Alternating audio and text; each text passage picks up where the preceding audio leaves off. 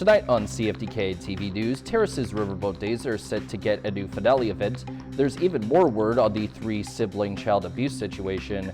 And we'll learn the reaction to private staffing companies assisting BC's healthcare system. Northwest BC's only television news team. We are CFTK-TV News.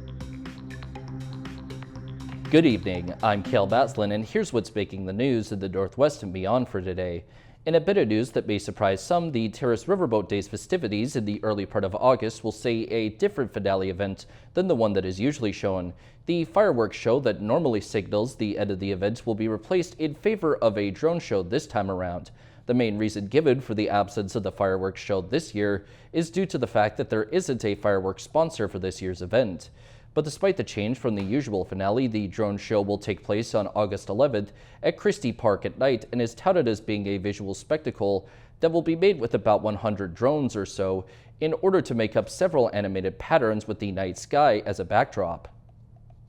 The province of BC's Active Transportation Capital Fund is set to finance the finishing of the last two phases of the Smithers-Telkwa multi-use trail. And the fund in question won't just be providing the cash for part of the project, it will be covering the entire cost of the three project phases. The phases of the project refer to area portions of the trail, with Phase 1 covering from Smithers to Babine Lake Road, and Phase 2 will begin at Babine Lake Road and end at the highway rest area that is located between Donaldson Road and Raymond Road, and the final phase will cover between the rest area and Telkwa. As of right now, there's no publicly made estimations on exactly when the project will end up getting all the way finished. More now on a troubling case of neglect involving three siblings and a child protection system that's being called outdated and in need of a major overhaul. Here's CTV's Michelle Bernoro with part 3 of her investigation and a warning: some details of this story are disturbing. In a province where there are 48,000 child protection reports made each year, there can be mistakes. And one of them, it appears, involved these young Indigenous children. I've actually never felt so angry in my life. Angry because this foster mom says the siblings lived in filthy conditions, were severely neglected, isolated, and locked in their rooms. Relatives say they almost never left the house, rarely saw the outdoors to play. And when they were finally removed and taken to a hotel, they ripped that room apart so fast, biting, scratching, rocking, stimming for hours. They literally were feral. the foster family turned to the Office of the Representative for Children and Youth for help. We have advocates that will walk alongside the family and ensure that they know what their rights are, what the children's rights are. Jennifer Charlesworth would not speak to the specific case, but said situations like this are not isolated. The system is very stretched, and we're not providing those family supports that are necessary. She says concerns raised about children are investigated on a case-by-case basis, but when an individual call doesn't meet the threshold for child protection, the current system fails to look at the child's history. Were other calls made in the past? Are there any patterns? They're just taking a look at it as, is there a protection concern? Nope, move on. Whereas we're saying is, what about that cumulative story?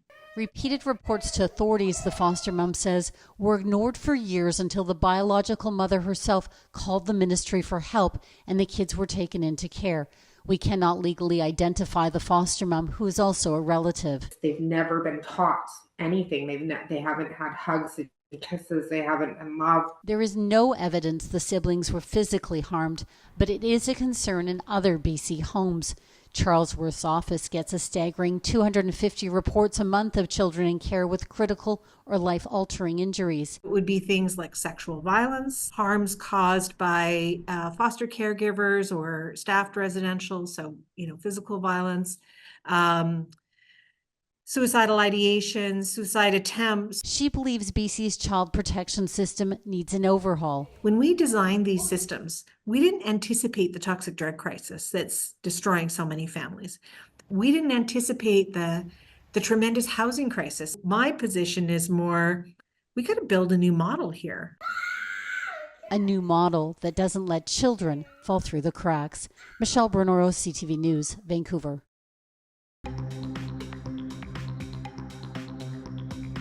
Coming up next, a controversial RCMP officer has gotten a promotion. Welcome back. An RCMP officer who faces multiple criminal charges is back on duty. Kevin Biagiani is awaiting trial on charges related to shooting a suspect and was later disciplined for an alleged road rage incident too. Knowledge has emerged to reveal that not only is he back on the job, but he's also been promoted. Ben Nesbitt has the story. After repeated inquiries from CTV News over the course of a week, the RCMP finally confirmed that Kevin Biagiani is back on active duty. I have never seen anything that is disturbing as this. Biagiani is facing charges of aggravated assault, careless use of a firearm, and discharging a firearm with intent, stemming from a shooting during an arrest near the Veta River in 2021. At the time of the incident, he held the rank of constable. He's since been promoted to corporal. This former Solicitor General says BC has some of the highest standards for charge approval against police officers. How in the world can you have an officer that has been criminally charged with 3 offenses, including careless use of a firearm? That's unheard of. And you're going to pay for it. It's on insurance. The criminal charges weren't the only time Biagiani found himself in hot water. On Christmas Day in 2022, while on leave, it's alleged he was involved in a road rage and impaired driving incident. Oh my God, he hit us, Josh. I started freaking out a little bit. I was like, what is he doing? Brianne Jasson says he rammed into the back of her and her partner's car after an altercation in a drive-thru. She shared an email with us from the RCMP, who said Biagiani was disciplined, but that they could not share anything else due to privacy reasons. He was not criminally charged in that incident. I don't feel like I am safe calling the RCMP if I ever am in a situation where I need it, or if he does happen to pull us over, what's going to happen? And is it really? It's not really. I don't feel safe with him being on the in the RCMP still. None of the charges against Biagiani have been proven in court. We asked the RCMP's national office what policies are in place when a member is criminally charged. They did not answer directly, but said ultimately, like every Canadian citizen, officers are presumed innocent until proven guilty. Ben Nesbitt, CTV News, Vancouver. Reaction is pouring in about the explosion in payments to private staffing companies, keeping our healthcare system running. Health authorities are being muzzled by the province as questions grow about why the government is allowing this so-called parasitic industry to thrive. Penny Daflos reports. Many of BC's emergency departments now rely on well-paid, short-term employees to keep the doors open. They're just as qualified as unionized public nurses and are often poached from our health authorities. Working conditions are poor. They cannot get time off. They do not have autonomy over their work and private life schedule. And so I don't blame the nurses. Sources say forced overtime, rejected vacation requests, and caring for twice as many patients as they should are common in the public system. CTV News has learned year-over-year spending on staffing agencies more than doubled in BC. Health authorities that never needed temps to backfill before the pandemic now spend millions to cover shifts and serve patients. The more that we continue to rely on them, the more that they overcharge for the basic staffing that we need in our public hospitals, the more that it becomes unsustainable financially to deliver public health care. CTV News spent months obtaining the data, and now the Ministry of Health says health authorities will no longer discuss why they're relying so heavily on for-profit staffing agencies that charge them steep markups. I think it's quite shameful, honestly, that the Ministry of Health and the health authorities have attempted to hide these details from the public. It'd be nice to make declarations that we're going to end agency nursing, but we have to maintain it as we build out and have all of the recruitment efforts we're doing in those communities as well. The health minister isn't signing any new contracts, but acknowledges he's depending on the companies to prop up the healthcare system for the time being. Agency nursing is not what we want. Those are taxpayers' dollars that could be better spent, improving working conditions for nurses and care conditions for patients. Unless the province makes dramatic policy changes, it's unlikely this trend will be reversed anytime soon, with the middlemen profiting in the meantime. Penny Daflos, CTV News, Vancouver. The federal Liberals have given the open pen salmon farming industry, which is promised to shutter next year, a 5-year reprieve. As CTV's Ben Bilger reports, coastal First Nations who benefit economically from aquaculture in their territory say that removing the farms will financially decimate their communities. The federal government originally promised to phase out open net salmon farms like this by next year. Now it says the industry will have several more years to transition to closed containment systems. Facilities will be expected to make restocking and harvesting decisions that are consistent with the requirement to fully terminate all open net pen farming by June 30th, 2029. The feds say we can expect a draft transition plan by midsummer. 120 First Nations, which make up the Wild Salmon Alliance, have been pushing for the closure of the existing farms, and despite the temporary reprieve, view Wednesday's announcement as a victory. The beautiful thing is it benefits the environment, it benefits the economy, it benefits all British Columbians. And so this is a very important day for wild salmon. Opponents of the farms say they spread lice and disease to already dwindling wild salmon stocks. The aquaculture industry disputes those claims. Coastal First Nations that rely on the farms to sustain jobs and economic development fear removing them will financially devastate their communities. Some say they don't have the power and water infrastructure to support the transition and spoke defiantly about their autonomy.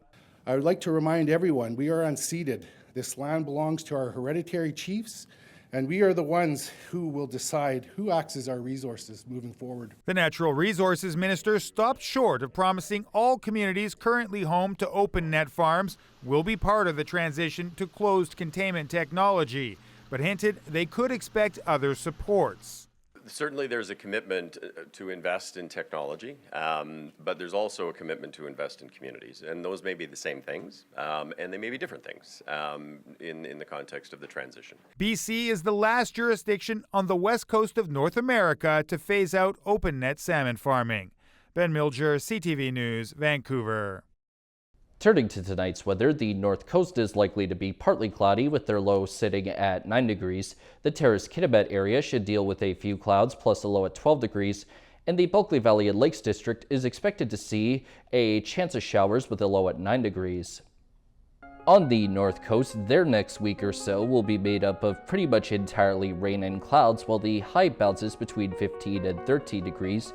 In the Terrace-Kitimat area, the upcoming week should also deal with almost all clouds and rain too, as the high shifts from 25 to 16 degrees. And in the Bulkley Valley and Lakes District, the week for them is set to get one sun-filled day, but a lot of rain and clouds otherwise, plus a high moving from 26 to 17 degrees. Checking out the highways now, visit Drive BC for the latest and up-to-date conditions, and as always, drive safe out there. On Highway 16, there is utility work, bridge maintenance, road construction work, mowing, and several special events. Highway 37 has some paving operations, bridge maintenance, roadside brushing, and frost heaves. And the Telegraph Creek Road has frost heaves as well. And this is what the roads were looking like this afternoon around the region from the view of the province's highway cams.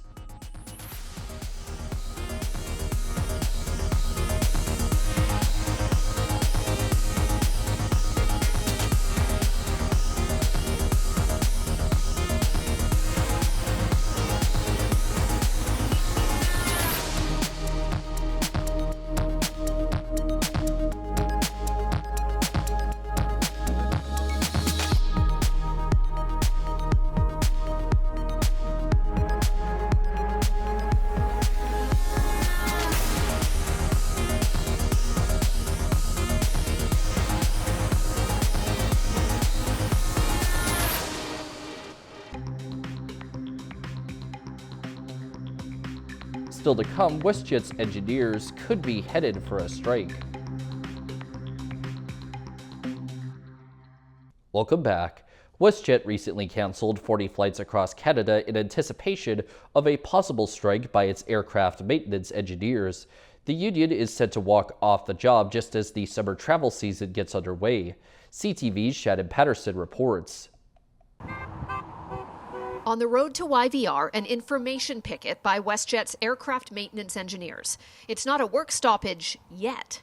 6 o'clock tomorrow, we're on strike. We will be setting our pickets up in the Vancouver International Terminal, and Essentially, there's only going to be skeleton management taking care of those aircraft. The airline's mechanics, 60 of whom work at YVR, voted overwhelmingly in favor of strike action last week after months of negotiations between the union and management produced a tentative contract that members turned down. It was on less than on par with what we had before. WestJet's president insists that tentative agreement would have made its maintenance engineers who sign off on the safety of each aircraft before departure the highest paid in the country. Unfortunately, this agreement was nearly unanimously rejected by members, demonstrating that this bargaining process has broken down. To avoid the looming strike, the airline is asking the Labour Minister to send the dispute to the Canadian Industrial Relations Board for binding arbitration.